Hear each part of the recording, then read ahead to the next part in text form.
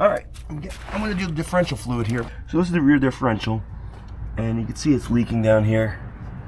So I want to give it a service. The first thing to do is to figure out what kind of axle it is. Now, I know it's a Dana 60, but what are the gear ratios? And it doesn't have a limited slip, most of all, because if it has a limited slip inside this casing, that means the gear oil that I has to use has to have a friction modifier.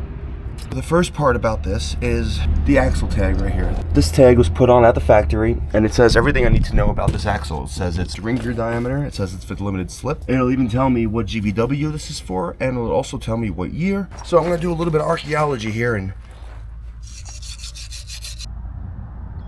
so those are our numbers. Now I'm gonna take these numbers, compare them to an online chart, and I'm gonna figure out what exactly gear ratio this differential is and if it is a limited slip. S130, is that a G?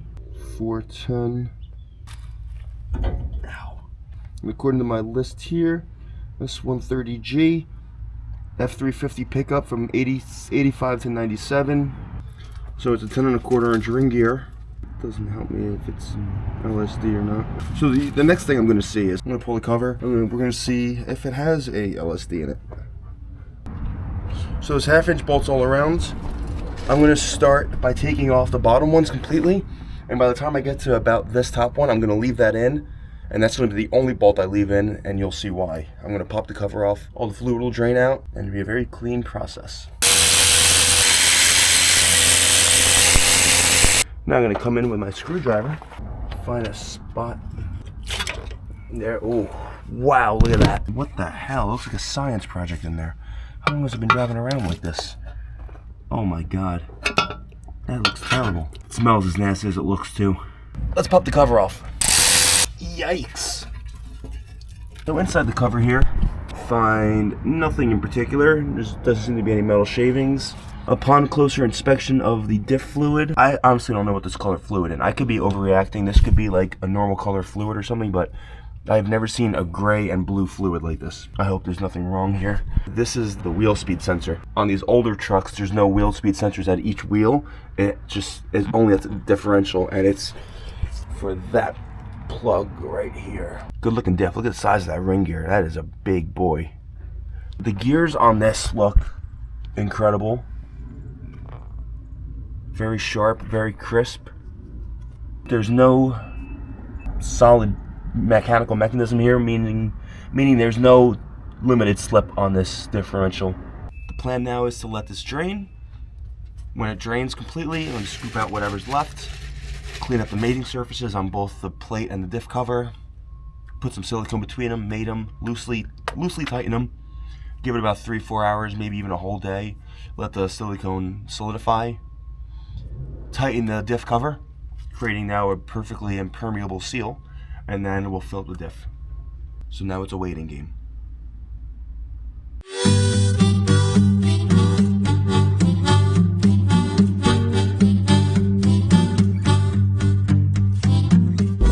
Now the interesting thing about the front differential as opposed to the rear is that despite them both being Dana 60's, the differential cover bolts are 9/16 as opposed to the 1/2 inch that are on the back. Okay, let's crack the cover and watch it drip out.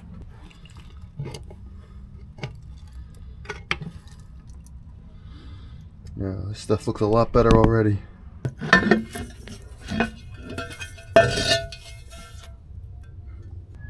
So this is our front differential. The teeth are in very, very good shape. It's still sharp. So next thing is, after this drains, scrape up all this silicone off the mating surface along with the differential cover, and then put it back on. And now both these diff covers by themselves weigh about, well, the back one's pretty light, but the front cover weighs about like 15-20 pounds.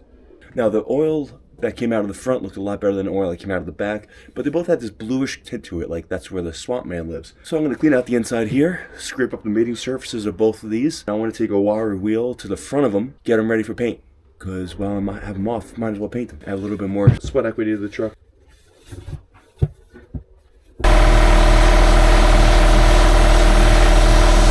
I'm saying screw the media blasting. It's gonna take so long to do that. So instead I'm just gonna use my grinder with a wire wheel.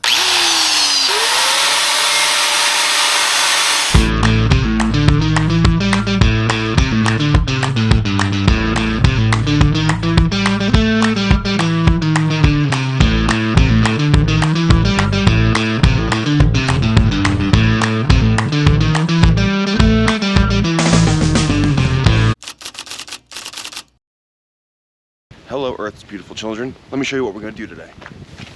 We're going to install the rear differential cover.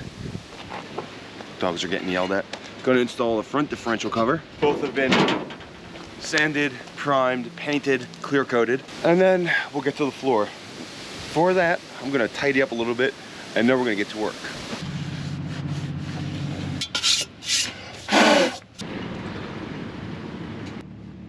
All right, now that I have a good solid bead on the differential cover, I'm gonna try to screw this into place without sticking it. I'm not gonna tighten the bolts. This is where the trick is. What I'm gonna do is I'm gonna get all the bolts threaded in. I'm just hand tightening them, not taking it any further than hand tightening. And that is the secret to using silicone as gaskets, as a gasket maker, without having it leak. Once I tighten the bolts, it'll compress the silicone and it'll create a moisture-proof barrier. I hate putting these old oiled up bolts back onto this differential, but she's good there. We're gonna now turn our attention to the front. You know, maybe I'll go get a bolt tumbler in the meantime. Something I could shuffle the bolts around and see if they can get it clean. I think I'm gonna do that before I start the front. So I got the vibrator and I got it on sale. They had the 18-pound one, which is normally about $200. I got it on sale for like 90 bucks. So I bought 10 pounds of silicone with it.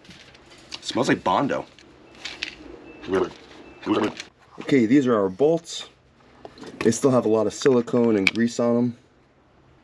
Toss these guys in. We're gonna give it a couple hours. I wonder if I put the axle tag in there too, what'll happen. Let's try it. I don't think it'll get bent. Famous last words.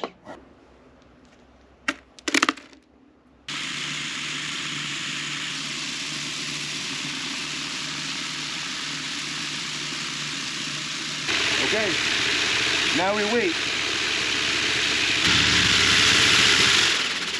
It's been a couple hours, let's check it.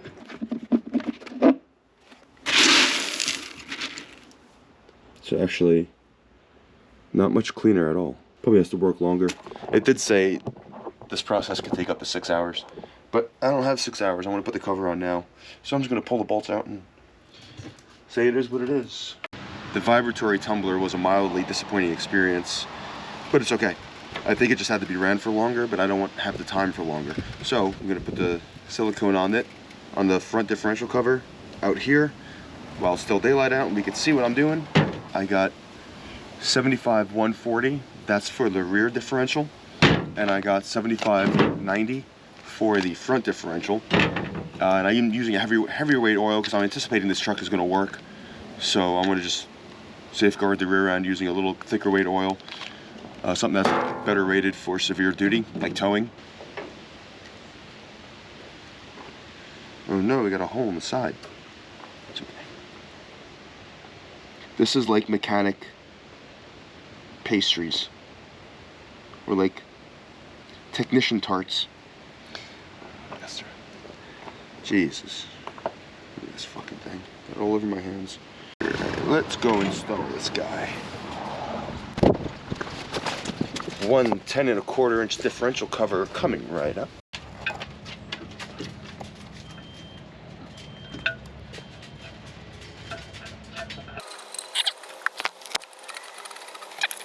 Everything always looks better with a fresh coat of paint. Okay, again, I'm gonna just hand tighten these bolts, get them snug. Now that the front is snug, I'm gonna go back to the back, which should already be dry, and we're gonna do a final torque sequence on it, final tightening sequence. And now, while we're cramped under the truck, I'm gonna fill it up with fluid.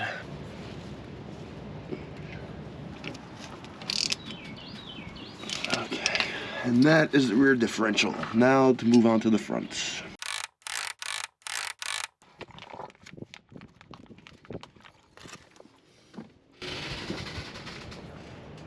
Okay, that's there. Stripping out of the front port. And that is the front differential serviced. Now we'll turn our attention towards something else.